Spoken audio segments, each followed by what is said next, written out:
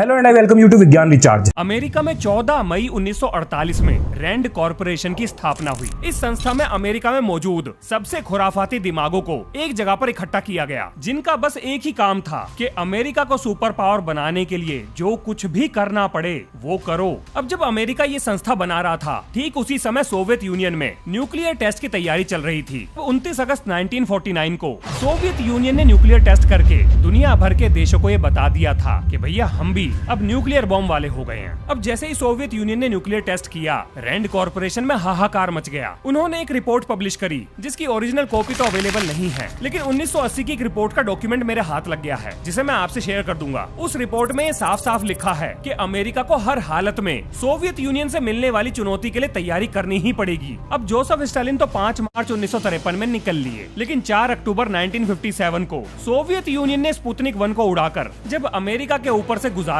तो भाई साहब, क्या पब्लिक क्या सरकार, अमेरिका में जिधर देखो उधर हाहाकार।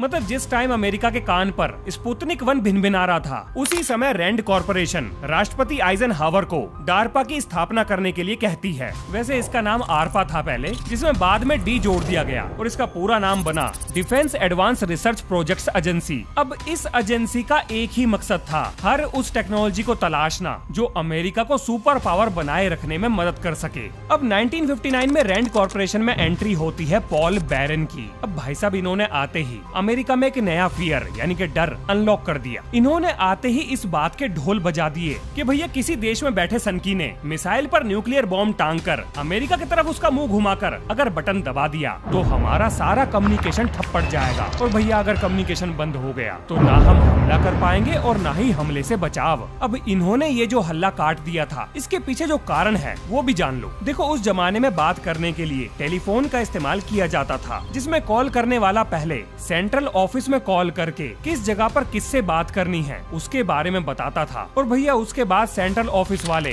अपने हाथ से तार जोड़कर, जिसे सर्किट स्विचिंग कहा जाता है, 2 लोगों के बीच में बात कराते थे। अब अगर आप रेडियो कम्युनिकेशन की मदद से लैंडलाइन पर कॉल कर रहे हो तो भी आपको सेंट्रल ऑफिस की मदद लेनी ही पड़ेगी। अब पॉल बैरन को ये डर था कि अगर कोई बॉम्ब इनमें से किसी सेंट्रल ऑफिस को उड़ा दे तो पूरे कम्युनिकेशन नेटवर्क की लंका लग जाएगी। यानी उन्हें एक ऐसा जुगाड़ चाहिए था जो सेंट्रल ऑफिस पर निर्भर ना हो। अब भैया रैंड कॉरपोरेशन ने अपनी ताकत का इस्तेमाल करके इन्हें डार्पा में पहुंचवा दिया, जहां जाकर इन्होंने नींव रखी आरपा नेट की। और लो जी, यहाँ से शुरुआत होती है इंटरनेट की। तो ये था इतिहास। अब जरा समझ लेते हैं कि इंटरनेट काम कैसे करता है और ये धीरे धीरे इतना डेवलप कैसे हुआ। देखो, पॉल बैरन ने अकेले आरपा नेट की नींव नहीं रखी थी, बल्कि इसमें जेसी लिकलाइडर नाम के कंप्यूटर साइंटिस्ट ने बहुत ही महत्वपूर्ण योगदान दिया था। लेकिन इनके नेटवर्क में एक बहुत बड़ी समस्या थी, यानी 2 कंप्यूटर जब एक दूसरे के साथ गुफ्तगू कर रहे होंगे तब उस लाइन में यानी वायर में कोई तीसरा कंप्यूटर चाहकर भी नहीं जुड़ सकता था। अब अगर इस चीज को आज के समय से कंपेयर करूं तो अगर आप फाइबर इंटरनेट का इस्तेमाल कर रहे हैं तो उस एक अकेली फाइबर में पूरे मोहल्ले ने कनेक्शन ले रखे होंगे और सबके कंप्यूटर या मोबाइल एक साथ डाटा का आदान प्रदान कर रहे होंगे। यानी आज वो समस्या नहीं है। अब पॉल बैरन और उनकी टीम ने पैकेट स्विचिंग का रास्ता अपना लिया। अब ये पैकेट स्विचिंग क्या है? अब इस चीज को एक उदाहरण से समझो। मान लो ये पाइप एक नेटवर्क है और ये क्यूब है डाटा का बड़ा सा पैकेट, जो कि छोटे छोटे पैकेट से मिलकर बना हुआ है। अब इस नेटवर्क से पूरा का पूरा डाटा पैकेट एक साथ नहीं जा सकता, लेकिन अगर फिर भी हमें पूरा डाटा भेजना है तो अब हमें इस पाइप को बड़ा करना पड़ेगा, यानी कि नेटवर्क की क्षमता को बढ़ाना पड़ेगा। लेकिन आप जरा ये सोचिए, अगर डाटा पहले से बड़ा हो गया तो हम बार बार नेटवर्क को अपग्रेड कैसे करेंगे? क्यों ना नेटवर्क को अपग्रेड करने के बजाय डाटा को ही छोटे छोटे टुकड़ों में तोड़ दें, यानी छोटे छोटे डाटा पैकेट्स। चलो जी, अब इसे जरा तोड़ लेते हैं। मैंने तोड़ तो दिया है, लेकिन मुझे बाद में जोड़ना भी पड़ेगा। तो अब मैंने डाटा को छोटे छोटे टुकड़ों में तोड़ दिया है और अब ये इस नेटवर्क में से बड़ी आसानी से निकल जाएगा। अब सवाल आता है कि हम इस तरह से डाटा को तोड़ते कैसे हैं? तो चिंता ना करो, ये वीडियो में आगे समझाया है। लेकिन इसमें भी एक बहुत बड़ी समस्या खड़ी हो गई। पैकेट स्विचिंग में इंफॉर्मेशन तो जा रही थी, लेकिन करेक्ट ऑर्डर और पूरी इंफॉर्मेशन नहीं जा रही थी। इसे एक उदाहरण से समझो। मान लो अगर उस जमाने की समस्या आज के समय व्हाट्सएप में हो जाए तो ये आपको कैसे दिखाई देगी? एक उदाहरण के लिए, आप एक शॉपिंग मॉल में गए, वहाँ किसी से कहा सुनी हो गई, बंदा कमजोर था, आपने उसे रगड़ दिया, लेकिन आपको ये नहीं पता था कि वो अपने साथ 4-5 मुस्टंडों को लेकर आया है। अब जैसे ही आपको ये बात समझ में आई, तुरंत आपने अपने चड्डी बड्डी वाले ग्रुप में एक मैसेज डाल दिया कि भाई लोगों तुरंत इस मॉल में पहुंच जाओ, बसंती गुंडों के बीच में घिर गई है। ये जेंडर कैसे बदल गया? तुम्हारे भाई को गुंडों बंदों ने घेर लिया है। लेकिन जैसा कि मैंने बताया था, व्हाट्सएप में दिक्कत चल रही है। अब आपने ये जो मैसेज लिखा है इसमें सारे अल्फाबेट आगे पीछे हो गए और कुछ पहुँचे ही नहीं। तो ना तो मैसेज पहुँचा और ना ही आपके दोस्त पहुँचे। अब उसके बाद क्या हुआ होगा ये तो आप जानते ही हो। अब आप ये सोच रहे होंगे कि भैया हम पर ही एग्जाम्पल क्यों देते हो। देखो, आपने कहावत नहीं सुनी, जब अपने ऊपर बीतती है तभी समझ में आती है। तो अगर मैं किसी और का एग्जाम्पल लेता तब आपको इस स्थिति की गंभीरता का पता नहीं चलता। लेकिन अब आप समझ गए होंगे। अब यहाँ पर दो वैज्ञानिकों की एंट्री होती है, जिनमें एक थे रॉबर्ट कान और दूसरे विंडसर्फ। अब इन्होंने वो टेक्नोलॉजी खोज निकाली जिसका इस्तेमाल हम आज भी करते हैं, यानी TCP/IP। अब इसे एक उदाहरण से समझो। मान लो आपने एक लेटर को बिना एड्रेस लिखे पोस्ट बॉक्स के अंदर डाल दिया। अब वो पोस्ट ऑफिस तक तो जाएगा, लेकिन एड्रेस ना होने की वजह से वहीं पर कहीं खो जाएगा। बिल्कुल ठीक इसी तरीके से डाटा पैकेट्स को भी एक एड्रेस चाहिए कि उन्हें कहाँ जाना है, और ये एड्रेस कहलाता है IP, यानी इंटरनेट पर आपका एड्रेस, जो दुनिया के हर एक डिवाइस की अलग होती है। और अगर एक बार डाटा पैकेट्स को ये पता हो कि उन्हें कहाँ जाना है तो वो इधर उधर नहीं होंगे, सीधा आपके पास ही आएंगे। तो ये था जी पहली समस्या का समाधान। अब आते हैं दूसरी पर। अब क्योंकि आपने पूरी इन्फॉर्मेशन एक साथ तो भेजी नहीं है, टुकड़ों में भेजी है, डाटा पैकेट्स के रूप में भेजी है, तो अगर ये डाटा पैकेट्स आगे पीछे हो गए, यानी आपके पास पहुंचने के बाद ये उसी ऑर्डर में नहीं आए जिस ऑर्डर में इन्हें भेजा गया था, तो ये इन्फॉर्मेशन किसी भी काम की नहीं होगी। उदाहरण के लिए वो व्हाट्सएप मैसेज को ही ले लो। आपने जो भी मैसेज लिखा था उसमें सारे अल्फाबेट आगे पीछे हो गए। मान लो आपने लिखा था भाई मुसीबत में है, अब भाई में से A गायब हो गया, I गायब हो गया, IJUK कुछ भी लिखकर आ गया। अब किसी को क्या ही समझ में आएगा कि आप क्या कहना चाह रहे हो। अब मुझे ऐसा तो लगता ना है कि इस कोड वर्ड को सुलझाने के लिए आपका कोई दोस्त एड़ी चोटी का जोर लगाएगा, बल्कि ऊपर से गंदे गंदे इमोजी और भेज देंगे। यानी डाटा तो पूरा पहुंच गया लेकिन सही ऑर्डर में नहीं पहुंचा। यही थी उस जमाने की समस्या। अब इस समस्या को सुलझाया TCP ने, जिसने ये सुनिश्चित किया कि आपको जिस सीक्वेंस में डाटा भेजा गया है उसी सीक्वेंस में जाकर मिले। वैसे क्या हम इन डाटा पैकेट्स को देख सकते हैं, मतलब महसूस कर सकते हैं? हाँ जी बिल्कुल। उदाहरण के लिए आपकी कंप्यूटर में कोई वीडियो पड़ी थी और आपने उस पर क्लिक किया, वो प्ले हो गई, तुरंत प्ले हो गई। किसी PDF को ओपन करने पे वो डाटा तुरंत आपके सामने आ जाता है। लेकिन जब आप इंटरनेट पर किसी चीज को डाउनलोड करते हो तो वो डाउनलोड होने में समय लेती है। क्यों भैया, समय क्यों ले रही है? अब भैया डाउनलोड बटन दबा के आपने तो हुक्म चला दिया, लेकिन जब तक आपके कंप्यूटर के पास पूरी इन्फॉर्मेशन आएगी नहीं तब तक आपको वो दिखाएगा क्या? जब आप डाउनलोड बटन पर क्लिक करते हो तो धीरे धीरे डाटा पैकेट्स इकट्ठे होते हैं, और जब सारे डाटा पैकेट्स आ जाते हैं उसके बाद ही आपका कंप्यूटर उन्हें इकट्ठा करके आपसे कहता है कि जी आपने जो माल मसाला ऑर्डर किया है वो है ये। अब इसका अगर उल्टा कर दें तो वो अपलोड कहलाएगा। अब डाटा पैकेट्स के आने में जो समय लगता है यही वो समय है जिसे हम डाउनलोडिंग में लगने वाला समय कहते हैं, और ये समय आपके इंटरनेट की स्पीड पर भी निर्भर करता है, जो कि बहुत सारे कारणों पर निर्भर करती है। अब आप सोच रहे होंगे ये डाटा टूटता कैसे होगा, मतलब पैकेट वैकेट कैसे बनाते होंगे इसके। तो आपके कंप्यूटर में लगा हुआ नेटवर्क कार्ड और राउटर आपके द्वारा भेजे जा रहे डाटा के छोटे छोटे पैकेट बनाता है। एक उदाहरण देकर समझाता हूँ।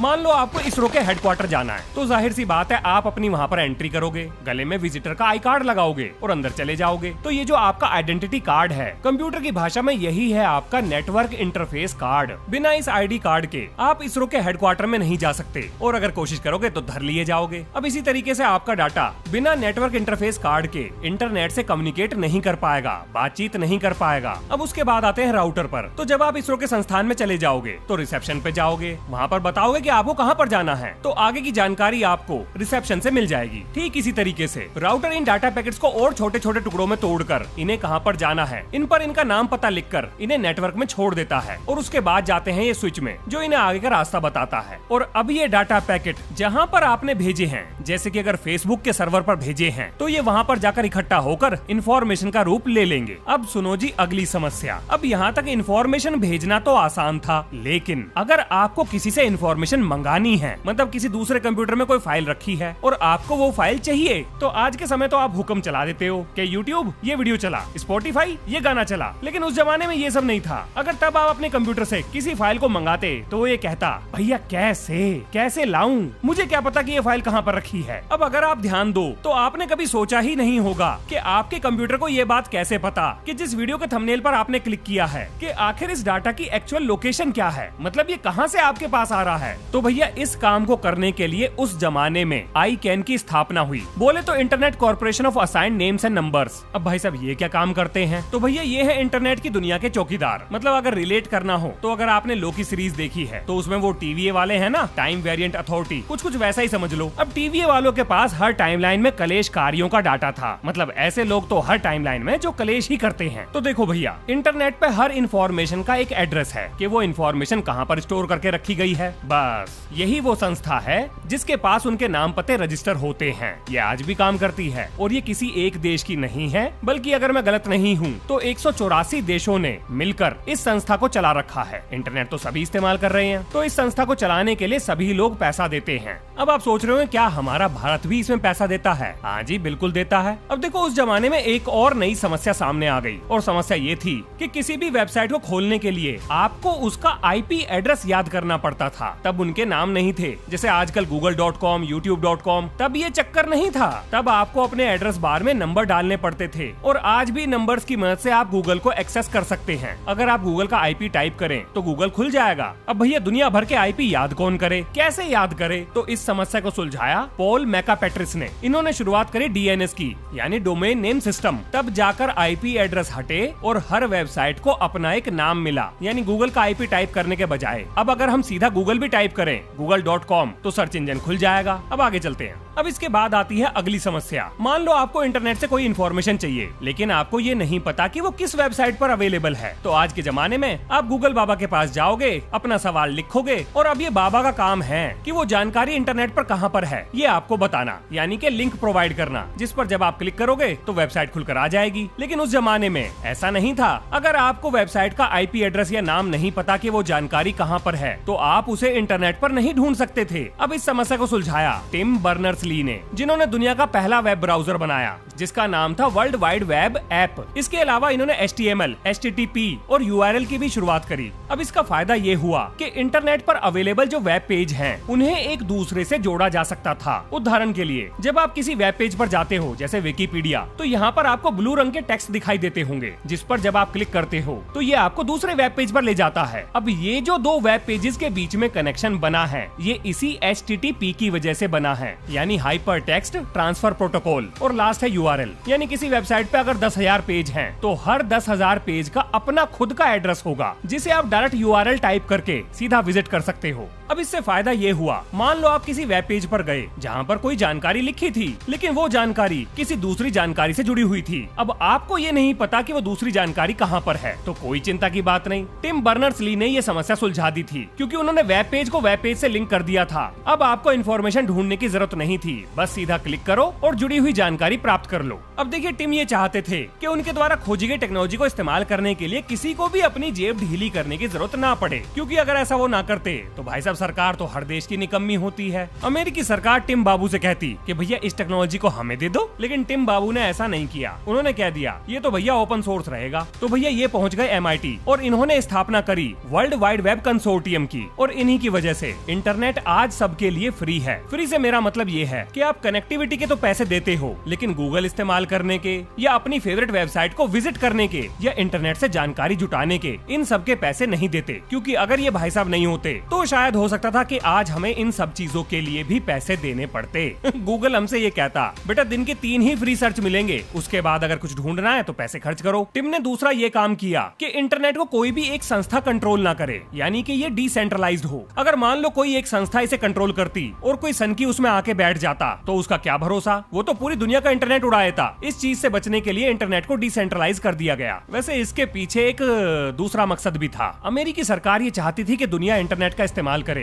ताकि जासूसी का काम थोड़ा आसान हो जाए। ज्यादा खुल के नहीं बोलूंगा, यूट्यूब इसे मेरा इशारा समझ रहे हो ना? बिल्कुल समझ रहे होंगे, आप तो वही समझदार। अब देखो, यहाँ से आपको ये बात तो समझ में आ गई होगी कि भैया इंटरनेट चलता है तारों की मदद से। हाँ जी, यही सच है। पूरी दुनिया में जगह जगह पर तार बिछाए गए हैं। हर एक देश, हर एक कॉन्टिनेंट, सब अंडर वाटर सी केबल से जुड़े हुए हैं, यानी ऑप्टिकल फाइबर नेटवर्क के थ्रू। बस तो कनेक्शन आपने बिठा दिया और जानकारी लेने देने के लिए आपके पास computer, router, switch, network interface card, ये सारी चीजें पहले से ही मौजूद हैं। लो जी, ऐसे चलता है इंटरनेट। अब जरा बात कर लेते हैं कि फाइबर लाइंस के अंदर डाटा ट्रेवल करता कैसे है। मेरी बात को बहुत ध्यान से सुनिएगा। कंप्यूटर सारी इन्फॉर्मेशन, चाहे वो पिक्चर हो, वीडियो हो या कुछ भी हो, उसे 0 और 1 के फॉर्म में स्टोर करके रखता है, जिसे हम कहते हैं बाइनरी फॉर्म। अब एक उदाहरण के लिए पिक्चर के कंप्यूटर ने कई हिस्से कर दिए, टुकड़े कर दिए। अब कंप्यूटर ने पिक्चर के किस हिस्से को 0 और किस हिस्से को 1 बनाकर स्टोर किया है, इसकी टेंशन हमें लेने की जरूरत नहीं है। ये कंप्यूटर की सरदर्दी है, उसे ही लेने दो। अब 0 और 1 के इन बड़े बड़े कोड को कंप्यूटर का नेटवर्क इंटरफेस कार्ड छोटे छोटे कोड्स में तोड़ देता है, यानी 0 और 1 के छोटे छोटे समूह में, और नेटवर्क में भेजने से पहले वो इन्हें बताएगा कि इन्हें कहां जाना है और किस सीक्वेंस में जाकर असेंबल होना है। अब राउटर इन डाटा पैकेट्स को और छोटे टुकड़ों में तोड़कर नेटवर्क में जाने के लिए छोड़ देता है। अब यहाँ पर याद रखिएगा, ये डाटा 0 और 1 के रूप में जा रहा है, लेकिन जरा सोचो ऐसी कौन सी चीज हो सकती है जिसे हम 0 और 1 के रूप में इस्तेमाल कर सकते हैं। वेल, अगर आप ध्यान दो तो हम एक काम कर सकते हैं। अगर हम लाइट का स्विच ऑन करें तो इसे 1 और ऑफ करने पर इसे 0 कह सकते हैं। अब समस्या आती है ये कि ये लाइट एक कंप्यूटर से दूसरे कंप्यूटर में कैसे जाएगी, क्योंकि कंप्यूटर 0 और 1 की भाषा समझते हैं और लाइट 0 और 1 के रूप में काम कर सकती है। तो अब हमें लाइट को एक कंप्यूटर से दूसरे कंप्यूटर में भेजना है, तो भाई साहब इसके लिए हम इस्तेमाल करेंगे ऑप्टिकल फाइबर का। अब दो कंप्यूटर्स को ऑप्टिकल फाइबर की मदद से जोड़ दो, बन गया आपका इंटरनेट। अब आप सोच रहे होंगे कि इससे कैसे इंफॉर्मेशन निकल सकती है। भाई साहब बिल्कुल निकल सकती है। देखो, जब आप किसी किताब को पढ़ते हो तो उसमें हर लाइन, हर सेंटेंस अल्फाबेट से ही तो बनता है। अब ये इंग्लिश के 26 अल्फाबेट ये खुद में कोई सेंस नहीं बनाते, लेकिन जब इनको तरीके से अरेंज किया जाता है, जैसे आपके नाम में इस्तेमाल होने वाले अल्फाबेट अगर आगे पीछे कर दिए जाएं तो कोई लॉजिक नहीं बनेगा, लेकिन जब ये बिल्कुल सही सीक्वेंस में आएंगे तब आपका नाम पहचाना जाएगा। ठीक इसी तरीके से कंप्यूटर भी इंफॉर्मेशन को नंबर में तोड़ता है, जो सही सीक्वेंस में आने पर इंफॉर्मेशन के रूप में हमें मिल जाता है। अब फाइबर ऑप्टिक केबल में जब लाइट ट्रेवल करेगी तो इसका मतलब हो गया 1, और जब लाइट ट्रेवल नहीं करेगी तो इसका मतलब हो गया 0। अब जिस जगह आपने इंफॉर्मेशन भेजी है उसके पास 0 और 1 का डाटा इकट्ठा हो जाएगा, जिसे कंप्यूटर मीनिंगफुल इंफॉर्मेशन में बदल देगा। अब अगर आपका भी मेरी तरह पूरी दुनिया में बिछाए गए केबल को देखने का मन कर रहा है तो आप गूगल बाबा से आपको सबमरीन केबल मैप पर छोड़ने के लिए बोल दो। उस वेबसाइट पर आपको दुनिया भर में बिछाए गए सारे इंटरनेट के तारों के दर्शन हो जाएंगे, मेरा मतलब अंडर वाटर सी केबल्स। अब जरा सैटेलाइट इंटरनेट की बात कर लेते हैं, ये कैसे काम करता है। तो देखो भैया, जैसे अंडर वाटर सी केबल एक देश को दूसरे देश से जोड़ती है, यानी एक डाटा सेंटर को दूसरे डाटा सेंटर से, बिल्कुल ठीक इसी तरीके से दो डाटा सेंटर को जोड़ने का काम करता है सैटेलाइट। अब अगर आपको कोई इन्फॉर्मेशन मंगानी है तो सबसे पहले आपका सिग्नल जाएगा सैटेलाइट पर, और फिर सैटेलाइट वो इन्फॉर्मेशन कहाँ पर है वहाँ पर आपकी रिक्वेस्ट को भेज देगी। फिर वहाँ से इन्फॉर्मेशन सैटेलाइट के पास जाएगी और फिर वो सैटेलाइट आपके पास भेजेगा, यानी कि बस तार नहीं है, काम वही हो रहा है। अब जरा थोड़ा सा इतिहास और जान लेते हैं। दुनिया का पहला वेब पेज तो भाई साहब ये था कि वर्ल्ड वाइड वेब आखिर है क्या, यानी टिम बर्नर्स-ली ने दुनिया के पहले वेब पेज पर यह बताया था कि जो चीज उन्होंने बनाई है वो काम कैसे करती है। वैसे अब वो पेज इंटरनेट पर अवेलेबल नहीं है, पर मैंने कहीं से ढूंढ कर उसकी एक पुरानी कॉपी खोज निकाली है। अगर आपको वो देखना है तो इस कोड को अपने एड्रेस बार में टाइप कर लेना, आपको दर्शन हो जाएंगे। एक मजे की बात बताता हूँ, वर्ल्ड वाइड वेब का कोड नेक्स्ट कंप्यूटर्स पर लिखा गया था। हाँ जी, नेक्स्ट नाम से कंप्यूटर बनाने वाली एक कंपनी थी जिसकी शुरुआत करी थी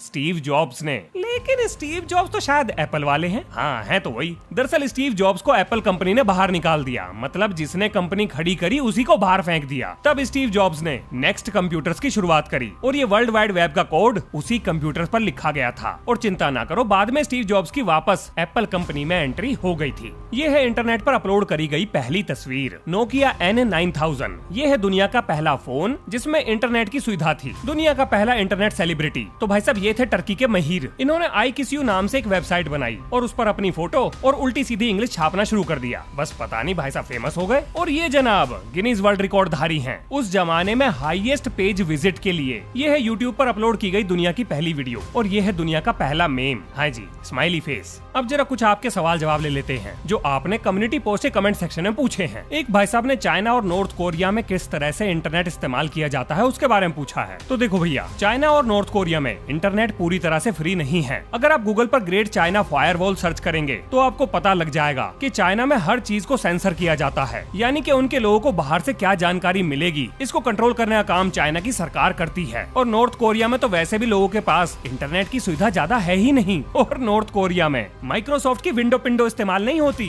वो लोग अपना दरवाजा इस्तेमाल करते हैं। दरवाजा वो मुझे लगा कि भैया माइक्रोसॉफ्ट ने विंडो बनाई है तो नॉर्थ कोरिया ने उसके जवाब के रूप में दरवाजा बनाया होगा। सॉरी, गंदा जोक था। उनका अपना खुद का ऑपरेटिंग सिस्टम है जिसे रेड स्टार ऑपरेटिंग सिस्टम या रेड स्टार लिनक्स भी कहा जाता है। चाइना में इस समय गोल्डन शील्ड प्रोजेक्ट भी चरम पर है। ये एक सर्वेलांस प्रोजेक्ट है, मतलब चाइना में मौजूद हर एक आदमी का फेशियल रिकॉग्निशन डाटा इसे चाइना अपने पास रखना चाहता है, ताकि अगर कोई व्यक्ति बाहर से पहुंच जाए तो उसे तुरंत ट्रेस किया जा सके। इसीलिए तो चाइना में जासूसी करना बहुत ही मुश्किल काम है। आपको एक मजे की बात बताता हूँ। चाइना के एक जर्नलिस्ट ने अपने देश में हो रही ह्यूमन राइट वायलेशन से जुड़ी हुई गतिविधियों की जानकारी विदेश में पहुंचा दी। अब भैया बात खुल गई। अब ये जानकारी याहू मेल के जरिए बाहर भेजी गई थी। तो चाइना की सरकार ने याहू से कहा, याहू बेटा सुनो, ये जो तुम सुविधा दिए हो ना जानकारी बाहर भेजने की, जरा अब हमें ये बता दो कि इस व्यक्ति का नाम पता क्या है, नहीं तो तुम्हारे कन्ने टाइट कर दिए जाएंगे। अब भैया याहू डर गया। याहू ने सारी जानकारी उठाकर चाइना की सरकार को दे दी और भैया चाइना की सरकार जा पहुंची इसके दरबार और इसे पकड़कर इससे कहा, आओ बरखुरदार, आओ बनाते हैं तुम्हारा पत्रकार। अब इस चीज के ऊपर इतना बवाल हुआ कि याहू के ऊपर अमेरिका में केस ठोक दिया गया। अब उसके बाद जज ने क्या कहा ये आप खुद ही सुन लो। Technologically and financially you are giants, morally you are pygmies. अब लोगों पर नजर रखने की बात हो और अमेरिका का जिक्र ना आए, ऐसा कैसे हो सकता है। जनवरी 2013 में CIA में काम करने वाले एडवर्ड स्नोडन ने बहुत सारे डॉक्यूमेंट इंटरनेट पर लीक कर दिए, जिसमें ये पता लगा कि अमेरिकी सरकार एप्पल, गूगल, याहू, फेसबुक और करोड़ों करोड़ों अमेरिकी नागरिकों के पर्सनल डाटा पर नजर रख रही थी। लेकिन क्यों, इसका जवाब सरकार ने कभी दिया ही नहीं, बल्कि उल्टा एडवर्ड स्नोडन को उल्टा टांगने के लिए पीछे पड़ गई। अब ये भाई साहब अमेरिका से भागकर रशिया पहुंच गए और ये सिर्फ अमेरिका के लिए नहीं है, कि मैं हर देश की सरकार के बारे में बात कर रहा हूँ। तो जी हर देश की सरकार ये जानना चाहती है कि आखिर उसके नागरिक किस तरह की जानकारी इंटरनेट से जुटा रहे हैं, उनके दिमाग में क्या चल रहा है। उसी के हिसाब से अलग अलग देश की सरकार अपने इलेक्शन कैंपेन को मैनेज करती है। लेकिन इस जानकारी को अमेरिका जरूर कंट्रोल कर सकता है, क्योंकि भाई साहब ये जितनी भी कंपनियां हैं जो अपने टोकरे में जानकारियां लेकर घूम रही हैं, जैसे गूगल, ट्विटर या दुनिया भर की न्यूज एजेंसीज, वो अमेरिकन है। अब आप समझ रहे होंगे कि इंटरनेट से अमेरिका दुनिया को कंट्रोल कैसे करता है और डाटा इकट्ठा करने के पीछे अमेरिका का क्या मकसद है। यहाँ तक कि देश की भोली भाली जनता के दिमाग में सरकार के प्रति गलत नजरिए को कैसे बोना है, कैसे उसे डाइवर्ट करना है, किस पार्टी को वोट दिलवाना है, ये सारी चीजें इंटरनेट के माध्यम से कंट्रोल की जाती हैं। जिसका एक बहुत बढ़िया एग्जाम्पल इस बार के चुनाव में देखा गया था, जब हमारे देश की कांग्रेस पार्टी ने बिल्कुल खुल्लम खुल्ला ये बात कही थी कि भाई साहब हमारी वीडियो पे तो इतने व्यूज आए हैं, इतने लाइक आए हैं, इतने लोगों ने शेयर किया है, तो इसका मतलब हमें ज्यादा वोट मिला होगा। और एग्जिट पोल के बाद नतीजा सबके सामने है। तो क्या कांग्रेस पार्टी गलत थी? नहीं, बिल्कुल भी नहीं। लेकिन जिस देश में डेमोक्रेसी नहीं है, मतलब सरकार हर चीज को कंट्रोल करती है, वहाँ बाहरी देश की ताकतें ज्यादा कुछ नहीं उखाड़ पाएंगी। और इसीलिए अमेरिका डेमोक्रेसी का झंडा लेकर पूरी दुनिया में भटकता है, ताकि वो दुनिया को अपने हिसाब से कंट्रोल कर सके। अब मैं ये नहीं कह रहा हूँ कि डेमोक्रेसी खराब है, डेमोक्रेसी तो बहुत अच्छी चीज है, लेकिन इसके कुछ कमजोर पहलू भी हैं, जिनका फायदा अपना मतलब निकालने के लिए दूसरे देश उठाते हैं। अब इसीलिए जरूरी है कि देश का डाटा देश के अंदर ही रहे, यानी डाटा सेंटर हमारे ही देश में बने। अगर कल को कोई विदेशी वेबसाइट बंद हो जाती है तो ऐसा नहीं है कि दुनिया खत्म हो जाएगी। अब हमारे देश में ऐसे लोग हैं जो तुरंत कुछ ही दिनों के अंदर इसका सब्स्टिट्यूट बनाकर तैयार कर देंगे। अब आप सोच रहे होंगे लेकिन अभी से क्यों नहीं कर देते? क्योंकि भैया मार्केट पर उन बड़ी कंपनियों की इतनी जबरदस्त पकड़ है कि अगर आज के समय कुछ ऐसा किया जाए तो वो चलेगा ही नहीं। उदाहरण के लिए ट्विटर, जिसे आज के समय एक्स के नाम से जाना जाता है, उसकी टक्कर में कू नाम का ऐप आया था और आज उसकी स्थिति सबको पता है। लेकिन जब भारतीय सरकार और ट्विटर के बीच में जंग चल रही थी, अगर उस समय पर ट्विटर के ऊपर प्रतिबंध लग जाता तो भाई साहब कू नाम का पंछी रॉकेट बन के उड़ जाता। अब देखो इस टॉपिक पर बोलने के लिए इतनी इन्फॉर्मेशन अवेलेबल है कि ये वीडियो चलती ही चली जाएगी, जैसे dark web, hacking, illegal activities, secret operations, government operations और भी दुनिया भर का आड़ कबाड़। लेकिन मेरा मकसद तो इस वीडियो से आपको बस ये बताना था कि आखिर इंटरनेट काम कैसे करता है। वो तो फ्लो में बाकी की जानकारी निकल गई। तो उम्मीद करता हूँ कि आपको समझ में आ गया होगा कि इंटरनेट कैसे काम करता है। अब जहाँ जहाँ से मैंने रिसर्च करी है उन सभी चीजों का लिंक आपको विज्ञान रिचार्ज के व्हाट्सएप चैनल पर मिल जाएगा, और व्हाट्सएप चैनल का लिंक कम्युनिटी पोस्ट और इस वीडियो के डिस्क्रिप्शन में दिया हुआ है। तो ये है इस वीडियो का अंत। मिलते हैं नेक्स्ट वीडियो में। जय हिंद, जय भारत।